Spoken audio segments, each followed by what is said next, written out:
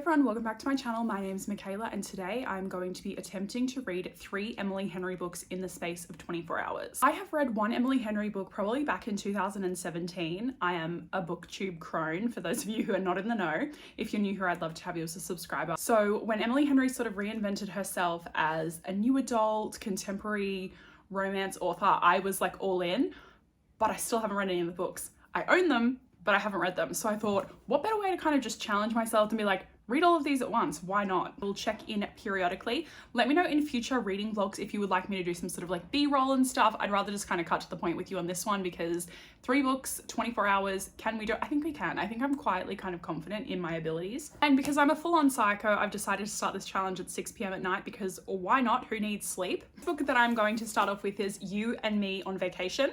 This is the one that is sort of like the second chance romance. I think that they sort of had a thing. They started going on vacations together. A couple of years ago, they might have hooked up or someone might have admitted their feelings and it's been a little bit weird. And this is kind of their last ditch attempt at reconciling the friendship, but probably being more than a friendship. I don't know. I'll check in halfway and see if I'm on the right track with this one. I think I'm going to like all of these books, but I think that I'm going to like this one the least out of all of them. I don't know, time jumps kind of skeeve me out. I have like irreparable brain damage from watching Lost as a child and like it's too much. Like I need things to be linear. Then we're going to do Beach Read, and this one is about 2 authors. So we have January and Gus. So I'm pretty sure that January writes romance and Gus is like a serious dude bro who writes like serious dude bro stuff, you know, real books, not romance novels, staying side by side in villas, and they challenge each other to write in their genre. I feel like that's right. This one's just come out last week. It is Book Lovers, of course. Everyone's a buzz about this book. I'm really excited to dive into it. Our main character, Nora, is a literary agent, and Charlie is someone who can create really good bestsellers, but they're workplace nemesis. They don't like each other. I hope I'm not going to stay up all night. I didn't sleep well last night. It's Mercury retrograde, guys. Honestly, there's a lot going on. I'm really excited. I'll see you when I'm halfway through You and Me on Vacation. Okay, so I'm 91 pages in and there is only one bed. There is only one bed! 50% of the way through You and Me on Vacation. I'm loving this. Deeper than the average sort of rom-com. I've just finished this part where chapters are also alternating. So when they met in college, it was like 10 years previous, and then we kind of go on these annual vacations with them, and there's something that's happened in Croatia.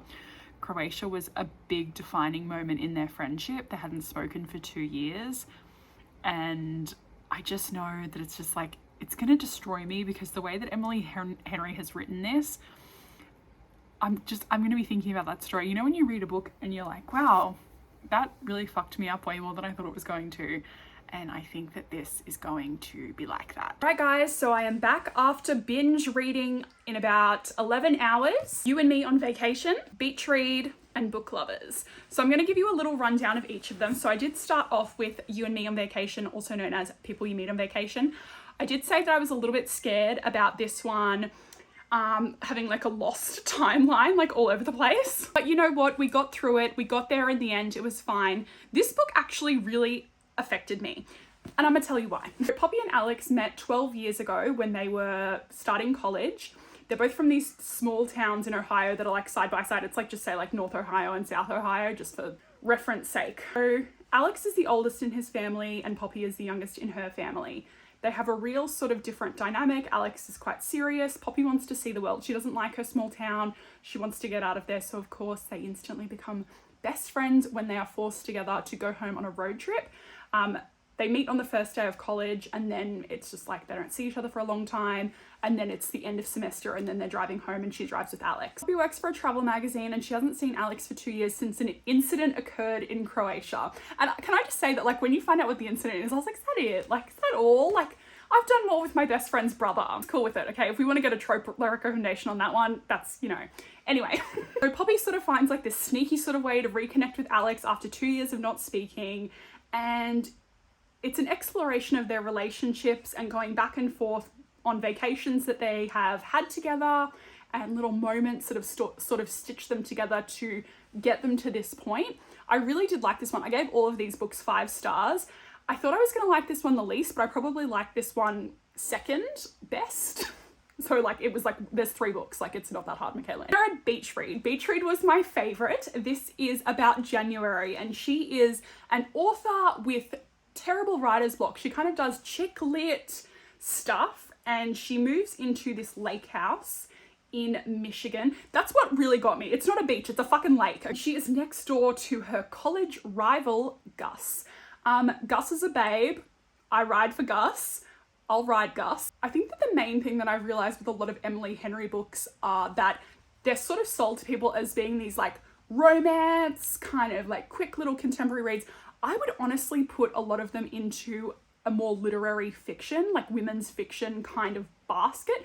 There is romance, don't get me wrong, there's nothing too graphic, but the thing that I've noticed, especially with this book, so this is Book Lovers, this is the last one I read, it's about Nora. Nora is older sister. She has a younger sister who during the book is like 5 months pregnant, which is a really weird plot device. Anyway, she's a literary agent in New York. All of these books have something to do with like New York and the big city, the Big Apple, that sort of thing. So in this one, Poppy is living in New York. This one, same with Nora, her life is kind of there. And there's this guy, Charlie, who is one of the editors that she at first is like going to see a lunch, like have a lunch meeting with Charlie. And on the way there, her boyfriend breaks up with her because she's kind of emotionally stunted because of a few things that have happened in her life. And I'll get into that in a minute. So Nora kind of goes to bat for that. And then her sister is a really big fan of this book. We jump forward, a couple of months, maybe like 11 months. So she's had a bad meeting with Charlie. And then she goes to this place called Sunshine Falls, which is where one of her authors has based a book. And Charlie's like, that's not what it's like, because it turns out Charlie's from there. Charlie is also there. This one definitely has like small town vibes, as does this one. But there is in all 3 of these books, I wouldn't say it's a spoiler because I think that some people have talked about it. There is parental death in all of these books. None on page, but it definitely affects all of our characters. Rory's father has passed away, left her the beach house. It's a fucking lake house. And her whole life has been really impacted by this. Like her job, you know, she's got writer's block. She is not speaking with her mother. She is suspicious of like every interaction she's ever had with her father. There's some really heavy themes in this. One, Alex's mother died during childbirth, giving birth to his youngest brother. So that's kind of why he is so, I wouldn't say like emotionally closed off, but he has a lot of anxiety about people in his life leaving and like attachment issues. And Poppy is someone that really brings out the best in him. This book had a couple of moments where I was like tearing up because I really felt for these characters. It was definitely an examination of grief, all of these books. In this one, Nora's mother has passed away and she kind of took on the role of being the mother figure to her younger sister, like to the point where her sister is married and pregnant with her 3rd child, and she's still like, do you need money? Do you need this? You know, and just trying to kind of like micromanage her life. And it's really done a fucking number on all of these characters. Another thing that I noticed in all of them is that like they're all childless by choice, which is amazing, but I think that reading all 3 of them at once, I kind of just noticed little threads weaving through. And like I said, New York, there's a few little references to things like that. I really enjoyed all of these books. It was so much fun. I think I had clocked it in just under 11 hours reading all of them, which is cuckoo bananas when you think about it. They're just beautiful books, and I definitely recommend them for people who are not so much into romance, who are kind of just more into like fiction. And they're books that I'm going to be able to like lend out to friends who don't want like, you know, a hardcore like gangbang scene like with my reverse harem books.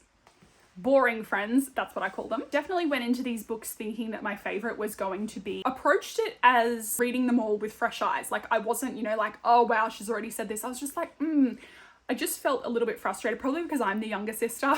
So every time Nora did something, I was like, oh my God, it just triggered me, you know. And then I really liked You and Me on Vacation. So I would definitely recommend all of these books, but this was my 2nd favorite out of this little experiment. And then Beach Read, otherwise known as The Lake House, starring Keanu Reeves, who is still fucking fine as fuck in his 50s, bitch. I thought of all of the Emily Henry books. Let me know if you want me to do some vlog style for other ones. It's been years since I vlogged, guys, so I just did the little ones for You and Me on Vacation. I don't like to spoil you guys if you just kind of want to see me like blindly reacting to things, but we can definitely have a little spoiler discussion down in the comments if you would like. So if you are new here, I would love to have you as a subscriber.